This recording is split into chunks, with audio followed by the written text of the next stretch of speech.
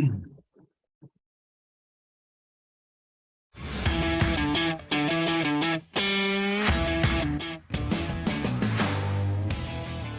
to Tycoons of Small Biz, a podcast where small business owners are celebrated as the backbone of the American economy.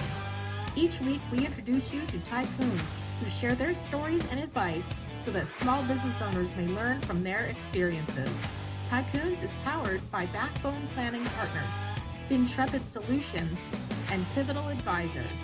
Join us now as our hosts connect you to today's tycoons. Good afternoon, Tycoons, and welcome to today's episode of Tycoons of Small Biz. I'm your host here, as almost always, Austin Peterson, coming to you live today from Gilbert, Arizona. And we're excited to have today's guest on the show. But before we jump into who that is and what she's doing in her business life, if this is the first time that you're listening to our podcast and you're wondering what it is that we do here at Tycoons of Small Biz, we're a podcast that started about 2 years ago. We've done 120 something episodes. And our job or our goal is to prop up the small business owner. We're a business owner podcast put together by small business owners for small business owners. And our only goal is to tell the stories of small business owners because they truly are the backbone of the American economy. And we want them to have that opportunity to share that story any way they can. And one of those ways is on our podcast, Tycoons of Small Biz. So welcome to the show if this is your first time. But today we definitely have a guest on the show that I would call a tycoon. She's got a very interesting backstory and she's got a nice business coming out of Bellevue, Washington. We've got Sarah Walker, founder and principal designer with Nuance Interior Design. Sarah, welcome to the show. Thanks, Austin. I'm honored to be here. Yeah, excited to learn more about your story. You know, our listeners by now know that we always have a pre-qualification call that we have with our guests. And so obviously we've met before, we've talked a little bit about your story, but in reading your show prep paperwork here that you submitted, we didn't talk about the fact that you were born and raised in Dubai. So you got to start with that. Tell us whatever else you'd like us to know, personally, but for those who are watching it on video, you don't look at you and assume that you grew up and were born and raised in Dubai. So tell us about that. Absolutely. So my dad and mom obviously were over there for 25 years and they were working for Sheikh Mohammed doing falconry research. My dad was actually one of the first in the world, to figure out how to breed falcons in captivity, which if you know anything about Dubai and the Middle East, you know that falconry is a huge pastime for the Arabs over there. And so he was there as a consultant to the Sheikh, and we lived there, moved back to the States when I was 10. And so now it's amazing to look at the pictures of Dubai and the videos and see, you know, how everything's exploded over there. But it was an incredible place to be born and raised, and just so many incredible memories and foundational experiences there, the wonderful people. Yeah, it's one of the places that's on my bucket list of places to visit. I have not been there yet, but I think that anybody who enjoys travel, specifically international travel, Dubai should be on your list of places to visit. 100%. It's an incredible place, so much diversity, incredible architecture and design, just best of everything. Yeah. Well, and I tell you, when you say that that's where you were born and raised, I think we always jump to worked for the State Department, code name CIA, right? or your parents, one or both were in the military, and that's not the case. Falconry would have never been on my list. I know. I like to lead with that because, everyone goes, were you there for the oil? Were you there, for X, Y, or Z? We were actually there during the Gulf War. So we did get to see a lot of military presence, but, as wild as it was incredible. Yeah. Well, good. So tell us what else we should know about you personally. I mean, you moved back to the States when you were 10. So where did you grow up the rest of your life? What did you study in college? Tell us your family, whatever you'd like us to know.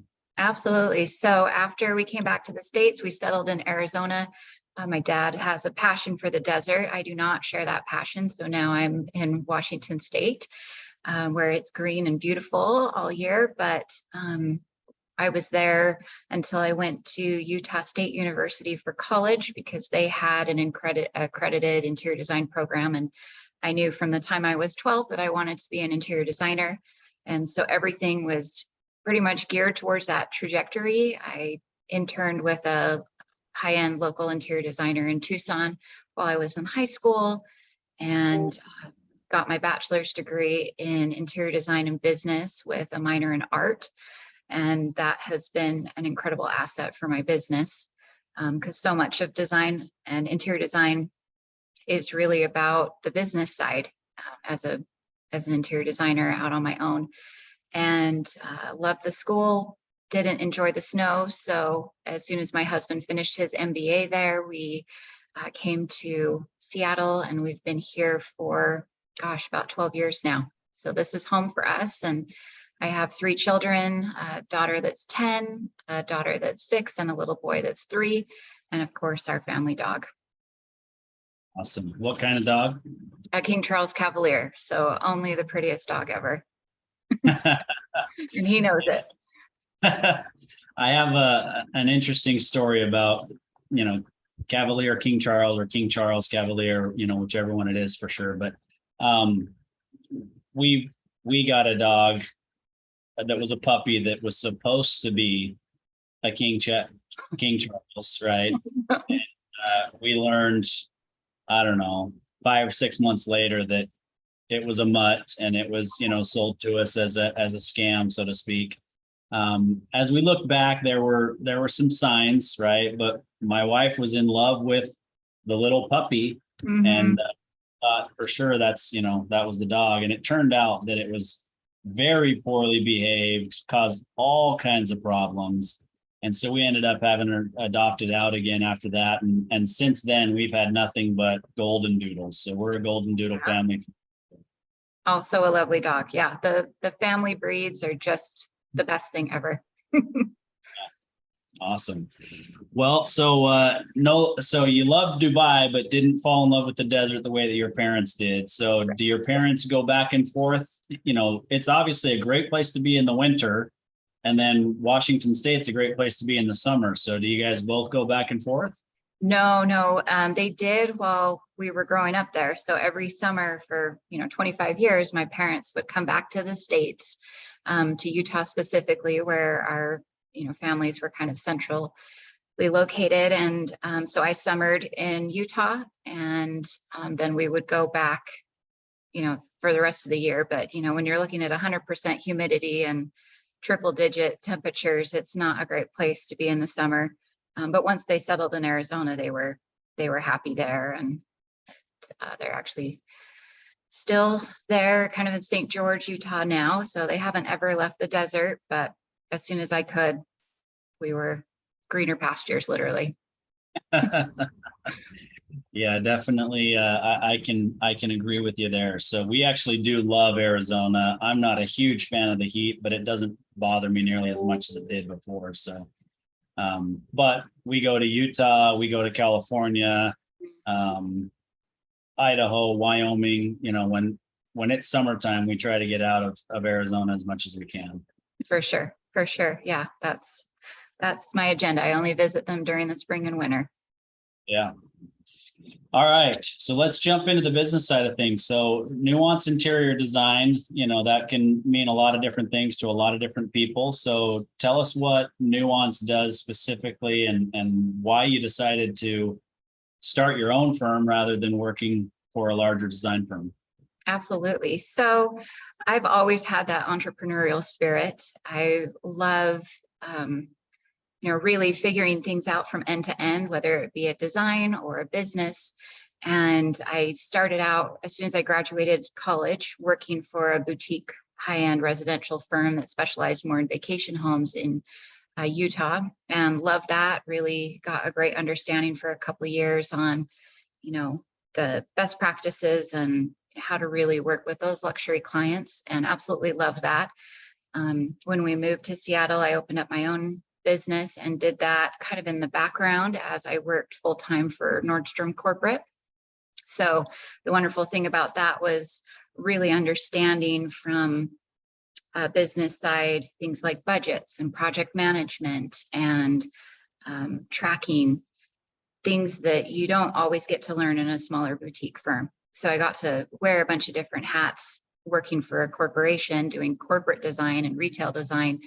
I was responsible for 142 different stores across the nation from the Seattle headquarters, and ended up working a lot with the VPs and executive teams of Nordstrom. So I found quickly that I really loved working with other professionals and other people that were decisive and had a great sense of timelines and budgets and project management.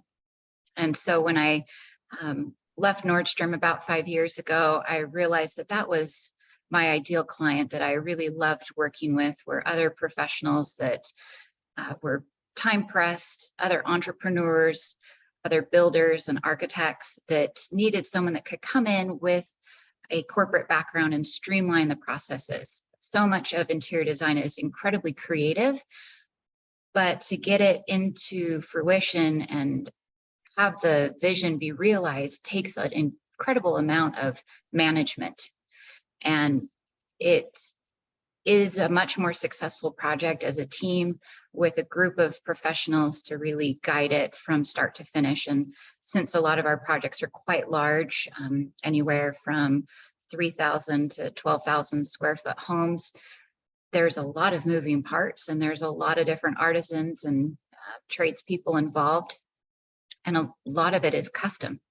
And so what we do is really fine tune the process. And that is something that I'm really passionate about and want to help my teammates, my contractors, and my architects and other designers have a successful project for the client.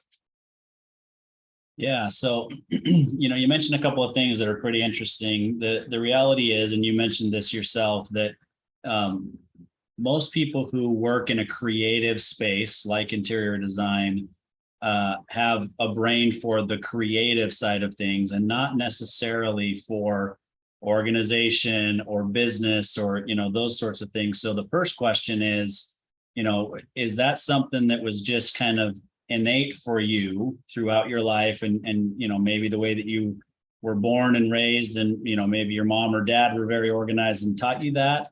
And then the second part of the question is the interior design degree at Utah State. And, obviously there are other universities that offer interior design programs. Did they encourage or automatically have built into the curriculum the business side of things as well? Or was it purely the design part? I know that you got, the business side of it at Utah State, but was it in the program automatically, or was that a choice of yours? Great question. So in answer to the second question, no, the business side of the interior design was actually run through their business school. And the design program was strictly design. In fact, it was interesting because it was a lot of hand drafting, which is very uncommon now in the industry and is very much a niche specialty. So what I found was that it wasn't so much the creative honing that I got in school as much as it was the business honing that I received in school that has launched my career to where it is now. And I would say that, innately I have some strategic thinking. When I look at my strengths finder test, a lot of it is, that strategy and just my personality as a type A person. Because I guess I'm obsessively organizing and I really like to have lists and phases and a lot of structure around the design. And that has just kind of come with me, fortunately. And I really latched on to the business side in school and spend a lot of my spare time now taking business courses and construction courses and reading business books and working with financial people to make sure that my business is functioning optimally, because I really value that. In addition to, of course, keeping up on all of the design trends and forecasting and going to the different markets and shows, I find that they are equally important in a design business. Yeah, I mean, I would agree with you 100%. The reality is, and you see it not just in design, but in business in general, right? So think of a technology firm, right? Somebody who comes up with this really great idea, they bring that idea to light, but they don't have the business side of things behind them. So they either have to find a co-founder that does that, or they have to go out and, learn it themselves, or hire somebody to do those aspects. And it sounds to me like you're not only pretty well-rounded and gifted in it yourself, but you're consistently working at being better at it. 100%. I really find that so much of design now is technology. To be honest, I'm a tech company doing design. I have a software stack of easily 20 plus different applications that we use almost on a daily basis to get a client project from start to finish. Everything from the visual presentations to how we interface with the contractors programs like Buildertrend or Co-Construct, how we communicate with the clients, because one of the things that really sets us apart is our dedication to communicating with our clients. They are busy professionals, and we specialize in large projects such as new builds or big renovations. And we are there from often permit set with the architect all the way to, installing drapery and furnishings and art and accessories and styling at the very end. And that wouldn't be possible without a tremendous amount of technology. Yeah, it's interesting you mentioned that, and interfacing with the architects and the builders, et cetera, the tradespeople, everybody who's there. We had an architect on a few weeks ago that actually is an architect and a general contractor, which is still somewhat unique, right? Yeah. You're not typically doing both. And quite honestly, a lot of times those people are at odds with one another, right? Because the interior designer and the architect have this vision, and it's all about the aesthetic look, but then the contractor's trying to figure out, well, how do I actually do that? It may look awesome that this closet is built this way and has these, really unique, cool angles, but how am I supposed to actually build that? Those things are sometimes at odds. Yes, agreed. And, navigating that really takes a team, and we try to think of it as a three-legged stool. You have one leg being the architect, another being a builder, and the third being an interior designer to really make that project successful. Because you have people like the architect looking at it from the outside in, the designer looking at it from the inside out, and then the contractor looking at it from the ground up, building it. And there's a lot of logistical decisions that have to be made, and to, come up with something that's really feasible, that can be built, and that has that wow factor too, that we try to give our clients. And we're also always focused on doing things that are sustainable. That's a big driver in our business. In our showroom, everything that we source and show has a sustainable story. And so our goal is to give as much detail to our teammates as possible so that it can be built the first time and minimize waste. And also build something that's beautiful, and that makes the homeowner feel really peaceful and joyful in their new space, that they enjoy it for a long time and don't rip it up and throw it away.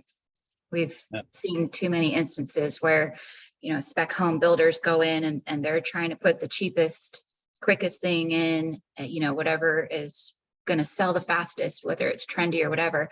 The new homeowner comes in and they rip it all out, a brand new, countertop, brand new cabinets, because it was builder grade, it was not their style. So we try to come up with, approaching sustainability from all aspects. Yeah. So tell me a little bit more about that. I mean, I get the, trying to put it in place to where it's not being redone, right? So we've recently redone essentially our entire house. And I mean, you've spent a lot of time in Arizona. You can tell just by looking in my home office. This is in my home, but it's actually a separate entrance to the outside. But you can tell that from a design standpoint, this is not your typical desert, home, because I've redone it. And part of the reason why is the builder grade stuff that was here. Now, my house is 20 years old, granted, so things were going to get changed regardless, but you're absolutely right. I mean, we threw out countertops, we've changed out cabinets, we've changed out cabinet doors, we've changed out all the flooring, and, obviously had to redo the roof, but that's, different. Painted the outside. There were a lot of rounded archways that I ripped out and squared them off to get, more clean lines out of. And so it's interesting from that side, but how do you do that from the get-go? I guess, what is your full scope of what you guys are doing from a sustainability standpoint? Because not every design ages well, regardless. Right. So really what we try to do is come in and meet with the clients and the architect and say, what's the vision for this house? And what are we trying to accomplish with the look and the feel and the style? And how do we marry that with the architecture of the home, whether it's a new build or a reno? And basically what we try to do is give them an elevated design. So they might bring to us, things that they've seen on Instagram and Pinterest. And we try to take that and elevate it, give them something even more inspirationally beautiful. Then we give them elements that are going to be timeless. So things that are not being done for the last 5 years. Those are already on the downswing of the trend, for example. But we also want to incorporate things that have a lot of staying power. So not only things that are on the front end of the trend, but things that feel timeless, whether it's a really contemporary home or a really traditional home or something in between. We want to make sure that we're not doing something that's all gray and white, for example. And as we know from design, the cool gray is now on its way out after having a great run for the last 10 years. So what we like to do is, great, that client really wants gray and white, but how about we infuse some warmth into it so that we are adding on to the lifespan of that design easily another 5-10 years. Does that make sense? So yeah. We're incorporating a lot of different design influences in addition to what the client brings us, so that we have longevity. The other layer of that is the type of materials that we're specifying. So for example, we're going to specify cabinetry that's carb 2, which means that there's no toxic chemicals in it. It's low formaldehyde or formaldehyde free, basically. And so that the finishes they use, the way that the mill works is, almost 0% waste, 5% or less at the factory level. That when you put it in your home, you're not going to get that sick home syndrome where you smell that horrible off-gassing smell that makes it so you have to open all the windows and doors and put industrial strength fans in just to air out your house and make it livable. That's representational of toxic chemicals. We also look at the practices of the facilities. Are they, being careful with their water usage? They're reusing it? Are they, following the jurisdictions? Are they winning awards for their sustainability? And then we'll use things with high recycled content or made out of cast brass or bronze, so incredibly durable. And a lot of times we'll source locally if at all possible. So we're also reducing the carbon footprint from trucks and ships and things like that.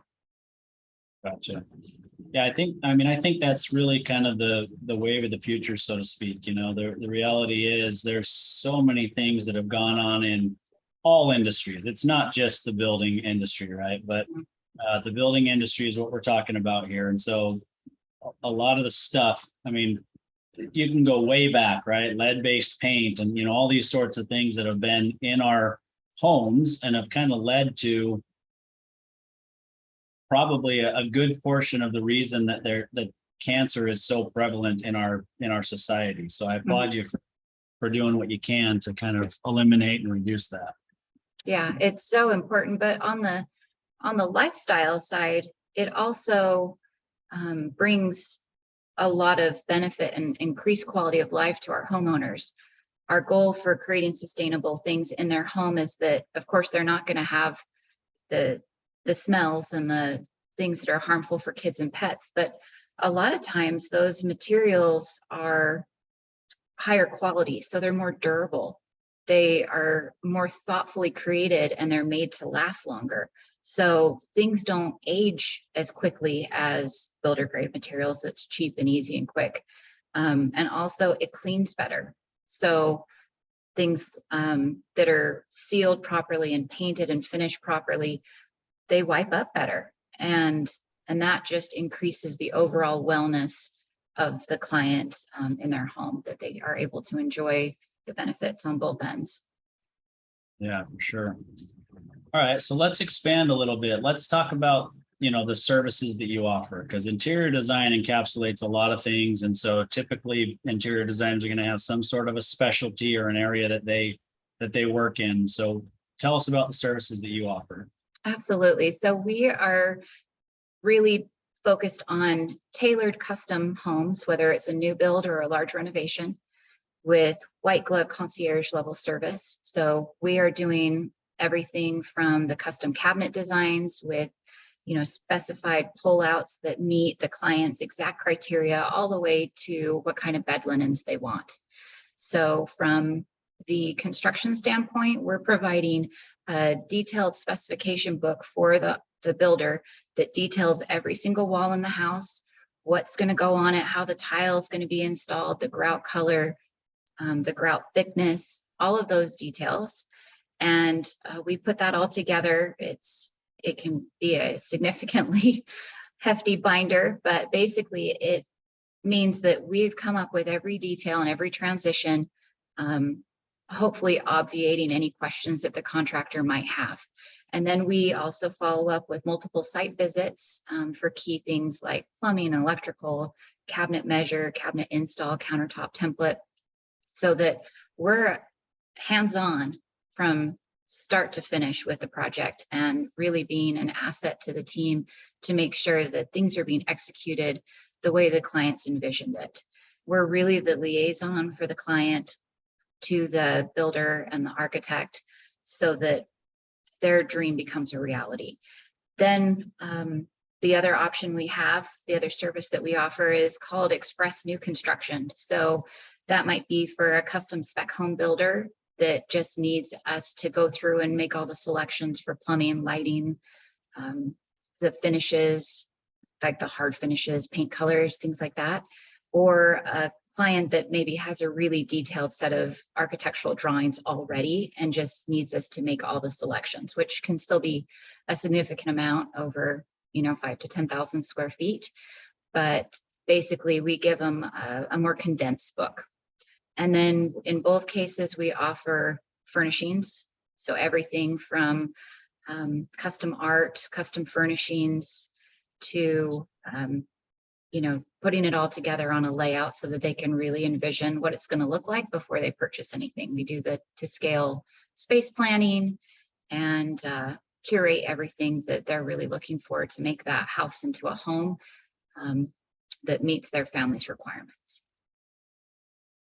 Yeah, so it really is full service. I mean, you can plug yourself in where they need you, but you can also do everything from soup to nuts. Exactly. Yep. Top to bottom. And then we style it. We handle the installation, all of the measuring for the furnishings, and integrate any existing furnishings they might have, heirloom quality pieces, investment grade pieces that they want to keep and put into their new home. That's cool. All right. Well, we've hit the part of the show where we typically take a small break and share a quick message or call to action for our listeners. So we'll do that now, and then we'll come back and talk a little bit more about what you guys are doing to innovate at Nuance Interior Designs.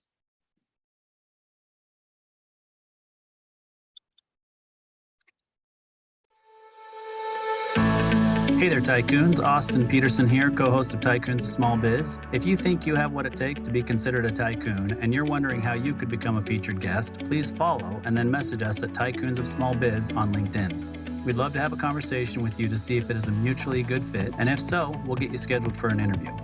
If you're unsure about being a guest on our podcast, but are contemplating selling your business over the next few years and you'd like to know what your business is worth, Please also follow us and then message us on LinkedIn for your no obligation, informal valuation of your business. We look forward to hearing from you, and thanks for listening to the Tycoons of Small Biz podcast. And now, back to today's program.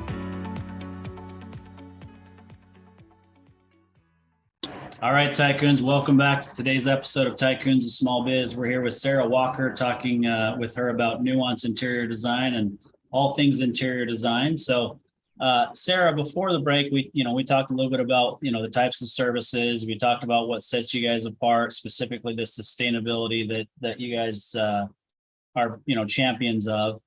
And then we did also talk a little bit about kind of how you got your start and the executives that you worked with at Nordstrom and, the types of clients you work with. But let's expand a little bit on that. So, you said executives or business owners, but is there a specific type of executive or specific area, type of client that you work with?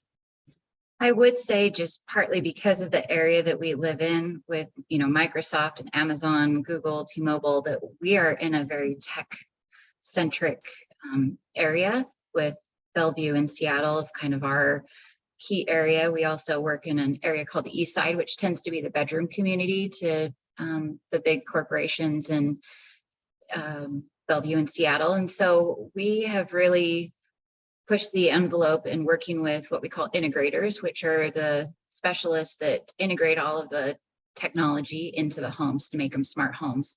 And our goal is to have the interfaces, the things that you really see on the wall and in the ceiling that are good looking, that are innovative, that work with those tech people that obviously love what they do and love the convenience and the flexibility to bring that home. And so a lot of that is sound systems and, Wi-Fi, just the way you can cast into various rooms, things like the smart Samsung frame behind me. We do that almost standard for TVs now.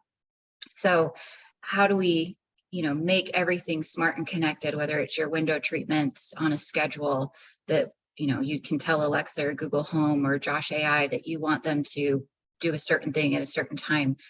That's a key thing that we do. So we end up working with a lot of tech executives.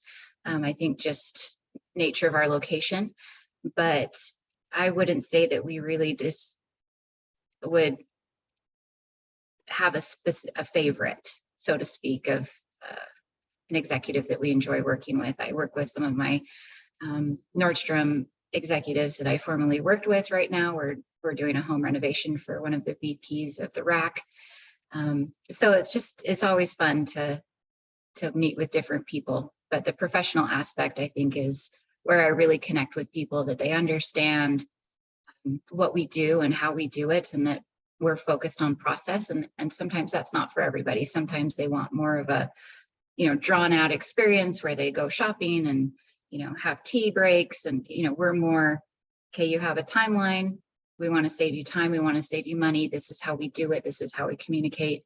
And then the rest of it is the flexible stuff versus the process. Yeah.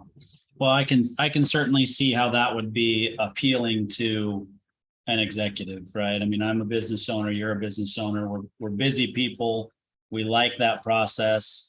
My wife, maybe less so, right? Maybe she would like to go shopping with you and look at different pieces and, all those sorts of things. But I can see why that works. And then, one of the questions that I was going to ask as a follow-up is how you source those clients. And I'm sure there's a fair amount of word of mouth, but you kind of answered it. You're spending time with those smart home innovators and the smart home installers as a way to get in with the design aspect of things. Absolutely. And as, part of our design process, we have, set things that we go and do and see different showrooms, whether it's the, natural stone slab yard or the plumbing store, the appliance store, but those are more set, things that we need to do at certain times in the process. So there's still some fun outings, but a lot of times we find that it's just really great to network with the builders and architects that are on the front end of the project. And the sooner that you bring an interior designer on, honestly, the more successful your project is, because of that kind of three-legged stool analogy that I shared. It's just going to go smoother when you have your full team on board at the beginning. Yeah, yeah, it makes sense. All right. So one of the things that we talked about when we had our pre-qualification call with you is the fact that you have a showroom, and not every interior designer does. So explain to us why you decided to open a showroom and expand your business that way. Absolutely. So we are very unique in that we have a showroom. There's no other interior designer in the area that has a showroom as part of their business. And why we did that was because with executives and busy homeowners, there's a time issue, and driving all over Seattle and the horrible traffic that we have ended up being very prohibitive for a lot of homeowners. And so they would miss out on seeing some really amazing showrooms because they were on the opposite end of the county from the other showrooms.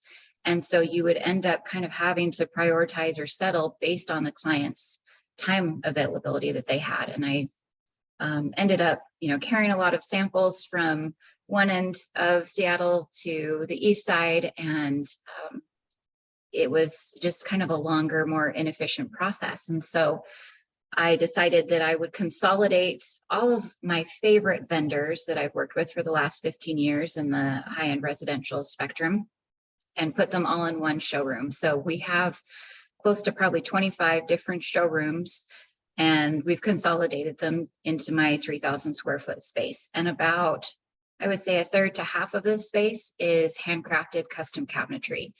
And that was the impetus really behind the showroom. Was I couldn't find a good cabinet shop that could give me accurate samples or samples up front that I could really design around. And I couldn't go and touch and feel the quality of the cabinetry, or find something for a really modern client or a very traditional client. And so I decided to partner with two family-owned companies that have both been around for decades. Actually, one of them is out of Germany and is celebrating, I think, their 104th anniversary this next year. And the other one is Crystal Cabinets out of Minnesota, which just had their 75th anniversary this year. And so both of those are still family owned. They are incredible lines dedicated to quality and sustainability. And between the two of them have over 700 standard finishes to choose from, plus can do anything custom. So that was incredibly appealing to me as someone that specializes in kitchen and bath design, to be able to pull from that kind of a resource. And then the rest is, really gorgeous tile, hardwood, window treatments, wall covering, you name it, we have it, even as far as appliances and plumbing and lighting. So we really wanted to be a one-stop shop where clients could come and we could pick out 90% of their project in one space rather than driving to 25 different showrooms.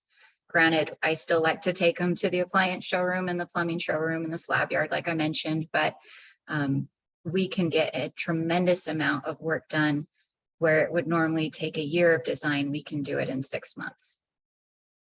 So tell me what the feedback's been like, with clients on the showroom, and how long's it been open, and what benefit have you been able to tie revenue wise or profitability wise to the company with opening the showroom? I love that question because it has just been, really glowing feedback from people that walk in, and consistently, it's wonderful to hear that my dream of creating the most beautiful and the most inspirational showroom that anyone's ever been to has been actualized. And I love being a space where clients can come in and they can see the breadth of my capabilities, that I can do an incredibly uber contemporary sleek kitchen all the way to, a French country kitchen. So for them to be able to see my portfolio in one space is incredibly rewarding, and has really changed my bottom line. From, I would say it's probably tripled my profit. And I just think that when you are able to meet people and give them something that they really need that solves their problems of time, people want time back, and they don't want to spend months and months and months comparing tile and driving all around and dealing with things going in and out of stock. They want something that they can touch and feel and experience and make selections and move on. You know, they want to know that they're getting the best. And that's what we've curated in this space, is the best of everything that I can find, whether it's tile, whether it's window coverings, whether it's cabinetry, and putting that all in one location versus some of the other available showrooms are going to show you a full run, maybe, of a lot of builder grade materials, some nicer materials, and clients are overwhelmed. You know, these spaces are massive and they're ending up sifting through things, not knowing if it's high quality or if it's low quality and just looks pretty. And when I did that for the first part of my career, it was disheartening and people would get frustrated and they'd get burned out. But now my goal of creating a stress-free experience, and where it's actually an experience that's enjoyable, is finally happening for my clients. And even the builder partners that I work with and architects are just grateful to be able to touch and feel cabinetry and see the quality in person. Yeah. Well, I think that's great. I mean, I think obviously the customer experience comes into play, but you know, like you said, there are other aspects, right? You're not having to drive all around. They're not having to drive all around because, you know, if anybody who's listening knows Bellevue real estate, you know, it's not inexpensive, right? And so having that showroom is not an inexpensive investment for you and your company to put in place. But obviously you've figured out that by doing that, it's actually ended up costing you less to have that, and it's provided a better experience for the clients, which then obviously drives additional revenue and additional profitability. Exactly. Yeah, it's pretty cool. All right, so last question I have for you, and then you can obviously tell us anything else that you'd like. But the last question I have is, you know, you've kind of hinted to it, but this process, like, what does it all look like? What are you guys spending time doing? What technologies are you using? What should a prospective client expect to receive when they engage Nuance Interior Design? Absolutely. So we have a 6-phase process. The first phase is we have an initial analysis of their space. So we're really looking at what their goals are, what they want it to look and feel like, how they want it to function, what their budget and timeline is, and you know, what kind of special needs and requirements do they have? And we look at the existing architectural envelope, or if it's still on paper, and really analyze how do we make their vision happen, right? So there's a lot of questionnaires, there's a lot of, you know, looking at imagery and really meeting with the client and digging deep on how do they want the space to function and how do they want it to feel. And that's the shortest phase. But the next phase is we take all of that information that we've gathered and we put it into a conceptual design. Conceptual design being phase 2 is kind of, we put together the sketches of, you know, different layouts, things like cabinetry for the kitchen, maybe a furniture layout, bring some finishes together, find some inspirational photos that kind of elevate the look and feel that they want, that we discussed in the initial analysis. And then we have an approval meeting. We meet with them. We say, are we on the right track? Is this what you're looking for? Maybe make some adjustments and present again. And then once we get to a point where we feel like we've really understood what their goals are for the space, we send that out to a preliminary bid. So we're going to get, you know, things like cabinetry bids back, maybe get some feedback from the contractor about feasibility. And that way we make sure that we don't get to the end of the design and have a big surprise either from the contractor or from kind of the pricing of the fixed pieces. And then after the bidding gets back and we review it with the client, make sure that they're happy, we put everything into a detailed design spec book. So that's phase 4. And we're going to be taking and flushing everything out. So building out every single wall, every single floor plan, selecting every single finished material and piece of furniture from top to bottom. And that goes into the specification book. We present that to the client, make sure that that's exactly what they're wanting. If not, we make a couple more revisions and present again. And then that goes to the contractor. and he sends that out to all of his subs for bid. And what this does is, rather than Mr. and Mrs. Smith going to a contractor and saying, here's our plans, what do you think it'll cost? And the contractor going, well, it depends on your finishes. It could be anywhere from, 5 million to 10 million.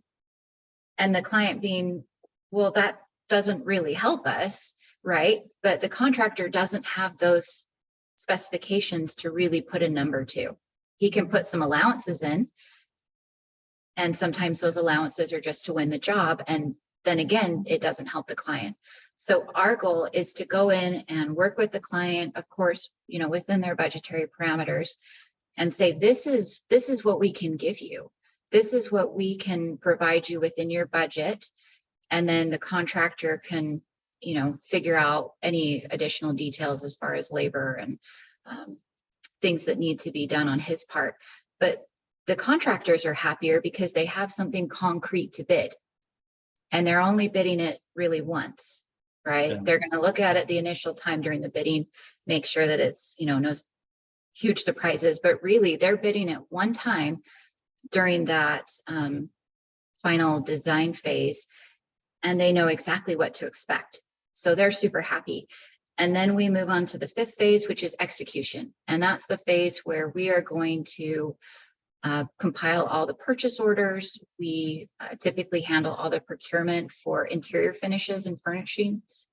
And then we place the orders. And then final step is delivery and install. So that's the really amazing part with the big reveal, and everything gets styled. It's so rewarding to really see the client just feel like they're coming home to everything that they've ever, hoped and wanted. And it's the most incredible part of my role as an interior designer. Yeah, so a lot of work to get to that reward, but obviously you have a very clear-cut process that you guys follow as a team. Correct. And what's interesting about that process is really only 2 of the 6 phases are about interior design. The rest is really managing the process with the client expectations and pulling from our, tremendous amount of resources, but what's going to be best for the client's budget and the client's timeline, and then making design decisions that are informed on that. But it's a lot of interfacing with other business entities, other artisans, other, work rooms and trades to really get this incredibly custom piece. But it doesn't happen without all of the business infrastructure that goes on. And that's one of the things that really sets us apart, is having that infrastructure so that the project doesn't collapse and orders go missing, or, unforeseen delays because of lack of communication. So that's a really important part of the client experience, that we really want the client to have the best possible experience with as little stress as possible. And so much of that comes from providing process and communication. Yeah, no, I think it's critical. So I actually lied to you earlier when I said that was the last question I was going to ask. I do have one more question to kind of wrap things up, and then I'll have you tell us a little bit about how people, track you down on social media or website or whatever. But if you were to go back to day one of opening your business, what's the one lesson that you've learned across the last 5 years that you wish you would have known on day one? So I wish that I hadn't tried so hard to do it alone. And I can tell you honestly, for the first 10, 12 years of my business, I was a solopreneur, and I tried to do it 110% by myself. So every piece of marketing that went out, I built my own websites, just crazy amount of, after a while, it's not bootstrapping, it's just trying to, brazen it out. And I was lucky to have a successful business. It was great. But finding now that I have a lot of people helping me, and I don't just mean employees, I mean, I have a business coach, I have a very hands-on bookkeeper, I have a social media expert, I have a website developer, things like that that make me successful, I wish that I had invested in my business that way from the beginning. And maybe not, the very first year, because there's no money the very first year sometimes. But when that money did start coming in, I wish I had invested it back into the business that way and found people that could give me that much better of a foundation, because now that I have that and have for the last 3 years, it's a completely different experience. I can really focus on doing what it is that I love, and that's been transformational in giving my clients the best experience possible, because I'm not torn between, doing as much of the business stuff as I used to. Yeah, I think that's a great answer. I think it's something that a lot of entrepreneurs or solopreneurs, as you put them, struggle with for a very long time. And being willing to pay somebody to do something that you can kind of probably figure out. Yep. Right. And so it's a hard lesson to learn, but one that every entrepreneur needs to learn, because we've talked about this on past episodes. My business partner and I talk about it a lot with each other as well as with our clients, in that if you try to go it alone, you will reach a plateau, and you're not getting past that plateau, no matter how good you are at multitasking or doing, many, many things inside of the business. And so I think that's a great lesson for everybody who's listening. A hard lesson. Yeah. Well, most lessons worth learning are not easy to learn, right? Agreed. All right, Sarah. So tell us how people can track you down. What's the best way to get in touch with you if they're looking for your services? Perfect. The best way is my website. It has the answers to every question you might have. Also has a couple different ways to contact me depending on what service you're looking for. And that's nuanceinteriors.com. As well as that's my Instagram handle, which is a great way. Please follow us and see what we're up to. We have so many different facets of our business that we've talked about. And it's always exciting to see what's going on. Yeah, no, I really appreciate you taking the time to be on the show with us today, Sarah. Please go and check out nuanceinteriors.com. Follow them on social media. While you're at it, follow Tycoons of Small Biz on social media. Like and subscribe to our podcast if you've enjoyed what you've heard here today. And appreciate everybody being willing to listen to our podcast and supporting us over the last couple of years. And Sarah, really appreciate you being here today. Oh, honored. Thank you for having me, Austin. Appreciate it.